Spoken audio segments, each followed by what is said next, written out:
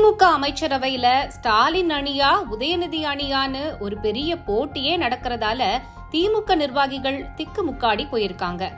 MLA seat கேட்டா கிடைக்குமா கிடைக்காதாங்கிற பயத்துல மூத்த அமைச்சர்களே மொழி பிதுங்கி போய் கிடக்குறாங்க. இளைஞர்களுக்கு வாய்ப்பு கொடுங்க, இளைஞர்களுக்கு வாய்ப்பு கொடுங்கன்னு சொல்லியே கட்சியிலும் ஆட்சியிலும் உதயநிதி தனக்கு வேண்டியவங்களுக்கு மட்டும் எப்படியோ பதவி வாங்கிட்டார்னு சொல்றாங்க. மகளிர் அணியில பொறுப்பில் இல்லனாலும் எம்பி கனிமொழி தனியா ஒரு கோஷ்டிய தன் பக்கம் வச்சிருக்காங்க. இன்னொரு பக்கம் உளவுத்துறை தகவல் இதுதான், சர்வே முடிவு அப்படித்தான் சொல்லுதுன்னு ஸ்டாலினோட மருமகன் சபரீசன் அவருக்கு வேண்டியவங்களை பதவிக்கு கொண்டு வந்துடுறார். ஆக ஸ்டாலினை நம்பி இருக்கிறவங்க தான் என்ன செய்யறதுன்னு தெரியாம அறிவாலயத்தை சுத்தி வராங்க. இந்த குழப்பங்கள் கோட்டை முதல் கிராமம் வரை திமுகவிற்கு குடைச்சல் கொடுத்துட்டே இருக்கு. உதயநிதி ரசிகர் மன்ற தலைவரா இருந்த அன்பில் மகேஷ் பள்ளி கல்வித்துறை அமைச்சரா இருக்காரு.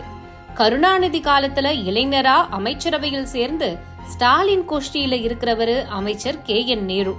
திருச்சியில் கவுன்சிலர் சீட்ல இருந்து ஊராட்சி டெண்டர் விடுறது வர நேருவுக்கும் அன்பில் மகேஷுக்கும் பிரச்சனை இருந்துட்டே இருக்கு.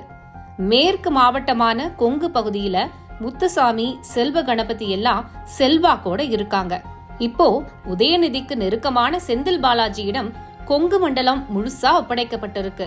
ஸ்டாலினின் நண்பரான TR பாலுவின் மகன்தான் TRB ராஜா. அவரு உதயநிதிக்கும் நண்பர், டெல்டா மாவட்ட அமைச்சர்னு பேர் இருக்கிறதால அவரும் மூத்த அமைச்சர்களோடு இணக்கமா இல்ல. மதுரையில ஸ்டாலினுக்கு பிடிச்ச அமைச்சர் PTR பழனிவேல் தியாகராஜன். அங்க உதயநிதியின் கடைக்கன் பார்வைக்காக ஏங்கி பிரம்மாண்ட நிகழ்ச்சிகளை நடத்திட்டு இருக்கவரு மூர்த்தி. மொத்தத்துல மதுரையிலும் அமைச்சர்களிடையே 7ஆம் பொருத்தம் 8ஆம் பொருத்தமா தான் இருக்கு. சென்னையில ஸ்டாலின் குடும்பத்திற்கு செல்ல பிள்ளை போல இருப்பவர் அமைச்சர் சேகர் பாபு. அமைச்சராக சேகர் பாபு இருந்தாலும் உதயநிதிக்கு ஆதரவான எம்எல்ஏக்கள் புகுந்து விளையாடுறாங்க.